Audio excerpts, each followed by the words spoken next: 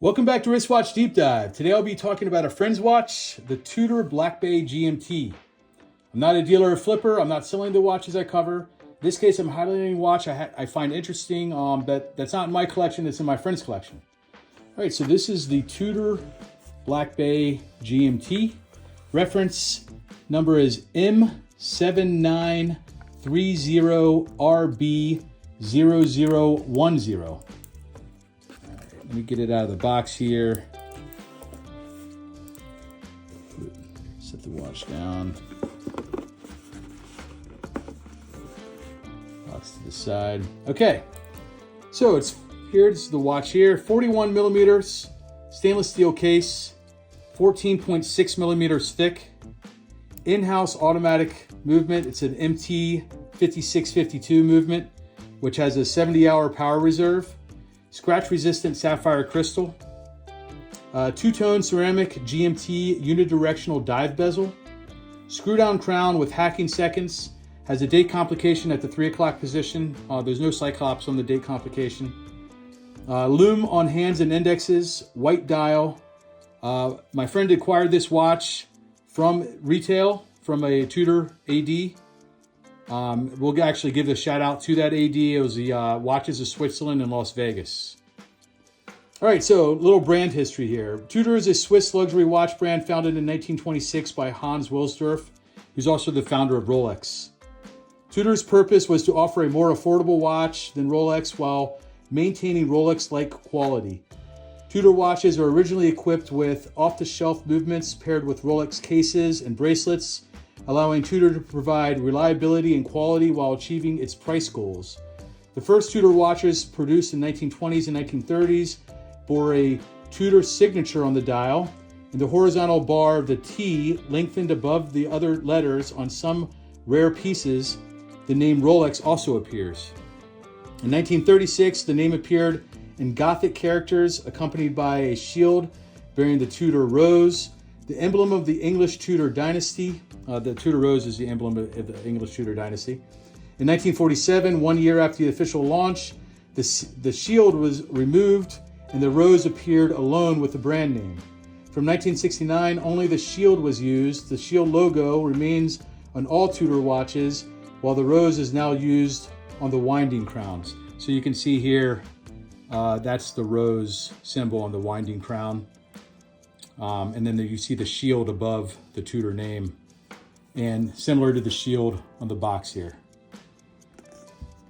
All right, in 1953, Tudor launched a campaign based on robustness test and endurance in difficult conditions. The advertisements included a watch worn by a coal miner during 252 hours of hand excavation, a watch subjected to the vibrations of pneumatic drill for 30 hours worn by a stonecutter for 3 months, a watch worn for a month while riveting in metal construction, and a watch worn by a motorbike racer over a distance of 1,000 miles. As time went by, Tudor began narrowing its focus on watches with a more technical design inspired by dangerous professions. These watches had particular functional features like diver models with date or chronograph functions. The individuals selected for advertising campaigns were not well-known celebrities, but rather everyday people chosen due to their profession. They included rescue divers, mining engineers, and rally drivers, all photographed with their equipment wearing these watches. Tudor has acted as an official timekeeper of the Rugby World Cup. All right, so why was this watch on your collection list, the Tudor? I guess specifically this GMT model. So this is a unidirectional GMT bezel that I'm turning now. Go ahead. Yeah, so I guess just to clarify, like, I didn't pick out this watch. This watch was, believe it or not, a gift. Family and friends got together, kind of pulled their money together, and bought me this watch because they knew that I would love it. I like Tudor. I like the concept of Tudor. As someone who will never be able to afford to buy a Rolex, I like the fact that sort of conceptually, Tudor exists as like the average man, I guess, Rolex, or the average man's opportunity into the world of luxury Swiss watches. And so I really like the concept of Tudor, just as a company, and the fact it's like, I don't know, I'm not a watch expert, but it's my understanding that it's like sort of like the little brother company of Rolex, or the sister company of Rolex. So I like the idea of Tudor, the concept of it. I like all the history that the company brings. And then for me personally, I don't have a lot of watches, but the watches I do have are like black dials. So I wanted to, get a white dial watch. My friends knew that. And I didn't have any GMTs. I just have divers. And I kind of wanted to get a GMT. So when I got this watch, I was super happy about it for a couple reasons. One, it was a Tudor. Two, it has an opaline dial. So the dial, if you look at it, it's not really white, and it's not really silver. It's not really metallic. It's kind of like its own unique thing. It looks really cool in different light. And then third, this watch is a little bit noted for, technically, it's, Pepsi, it's blue and like burgundy. But it's a different blue and burgundy than like the Rolex GMT Master. And I swear to you, this watch looks like a Coke in some light, like black and burgundy, and it looks like a Pepsi in other light. And I've gotten in arguments with people in the limited time that I've had this watch, where they're like, oh no, it's black. And I'm like, yeah, right now, but come over here, look over here, and now it's blue. Like, oh wow, it's blue. So to me, that's like really cool. It's like getting two watches in one almost. So yeah, I'm super happy with it. It's a Black Bay. There's so much tradition in Black Bay. I like that it's 41 inches. I like that it's thick. It's a lot of metal. For me, I understand the comfortability and the appeal of a slimmer watch. But when you're paying this money for a watch, yeah, I personally want it to be like a slab of metal. I want it to be like robust and like kind of like, stand out and be like a cuff monster almost. But yeah, hopefully that answers your question. Yeah, I'm rambling. I think so a couple of your points here. First, the dial.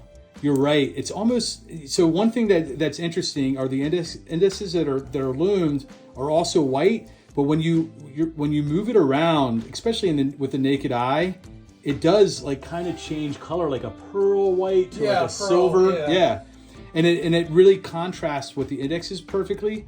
I didn't point out there is a GMT complication on this watch as well. Yeah. That's that red dial. Yeah, and I like that it is a red dial. It like stands out, and then obviously like the snowflake, dial that Tudor is known for is in this watch, which I'm really happy with as well. So yeah, and so as far as the GMT bezel, so go ahead and look at the way the bezel is on the camera. On the camera, it does look bluer. Right. When I look with my naked eye, it's super black right now. Right. You're not going to believe me when you watch the video, but under this light, to the naked human eye, this looks like a Coke. It looks black and red, but when I look in the camera, it clearly is blue. So yeah, it's kind of wild. That is cool. I like that about it. Pretty wild. But even with the naked eye, as you move it around in different light, you're right. It does look more black than blue, but you can see the kind of blue tinge to it. But it's a very different color combination, that matte burgundy and matte blue, according to Tudor, than like the Rolex version with the Rolex GMT Master, where it's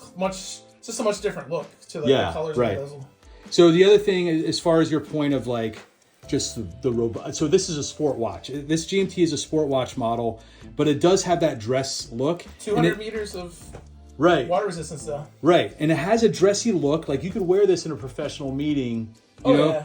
Yeah. And I think it just feels, like you said, it feels heavy and just robust. Like it feels like... Yeah, and some people aren't going to like that. They're going to want to get like a Black Bay 58, like a slimmer model, like 12, 13 millimeter, whatever.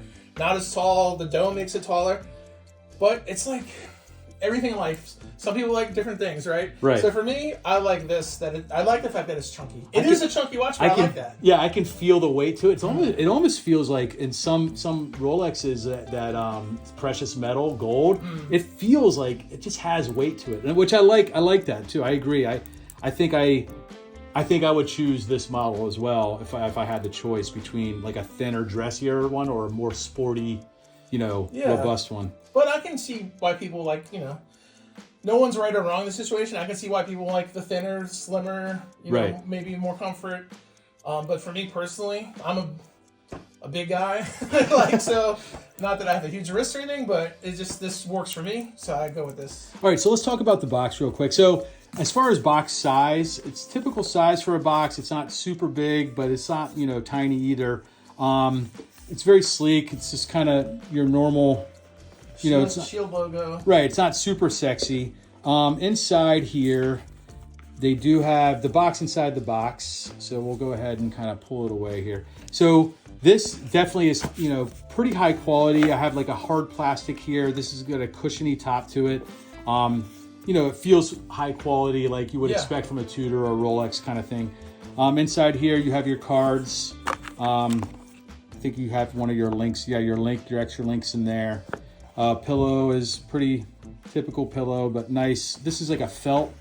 So yeah, nice box. There's not a lot to say about a watch box, to be honest. I say that a lot in my videos. Oh, typical, but some people are like, again, kind of like, you know, we talked about before. Some people are like Lume guys, some people are bezel guys, some people are box guys. For me, I'm more concerned with like the overall aesthetic of the watch on wrist. But I can see why people, you know, get into those different parts of watch collecting. Right. Sometimes I feel like some watch companies try to make up for the lack of good watch by putting a little bit more effort in their box. But conversely, also, I've seen videos where like I feel like, wow, that box should be like way better than that for the price of that watch. Like, why? This looks like something like I would get a toy in, like, you know? Right. So you want for it to be substantial, like in line with the price that you paid. Okay. Yeah. There is. Yeah, you're absolutely right. You do see like kind of Topsy Turvy in both directions, and I think oftentimes you see it in the direction you just described, where you have a really nice watch with a kind of a subpar box. But all right, so we'll do a Lume shot. Let me get the lights real quick. We'll talk about Lume. So already I can see, wow, it's a bright Lume. I don't even really have to charge this. I can tell you're probably wearing it today, but yeah, this is holy cow. Yeah, I'd say it's above average. Yeah, well above average. I mean, I like the second hand has Lume, which you don't see a lot. Even the GMT hand has Lume, which is cool. I mean, the indexes and hands are very, very bright. I like how that Tudor hour hand, the entire diamond of it is loomed. Yeah, I'm happy with the Lume for sure. Yeah, that's cool. I mean, well done, Tudor, for a good Lume. Personally, I prefer, and I say this a lot in my videos, I prefer the blue Lume. I even like, sometimes you'll have like the ball has different color Lumes for different indexes. Yeah. Okay. So I like that too when they kind of mix it up a bit. But this is, I mean, well done, Tudor. So yeah, do you have anything else to add for that or no? Just again, like a shout out. Like, this watch was purchased for me from an authorized Tudor dealer, so a shout out to that dealer. Go ahead. Yeah, wrist watches of Switzerland. I think watches of Switzerland in Vegas, right? Yep. Which we visited, right? And they were super nice staff when we were there. Yes. This time last year. Say hi to Jen. Jen, if you're watching this video, give it a like. Yeah. And subscribe. And no. So yeah, just shout out to them, and then obviously shout out to my friends and family that pitched in and made this watch possible for me, which otherwise would not have been, just due to my budget in life and the reality of life. So I'm one of the guys that pitched in, so it's well deserved. Thanks so much. Now, nobody, please do not. So yeah, go ahead and comment on this video and shoot me an email at wristwatchdeepdive@gmail.com. But please do not comment that you want me to pitch in or send me an email that you want me to buy you one of these. Yeah. But yeah, thanks for watching, and yeah, I'll see you guys next watch. Thanks.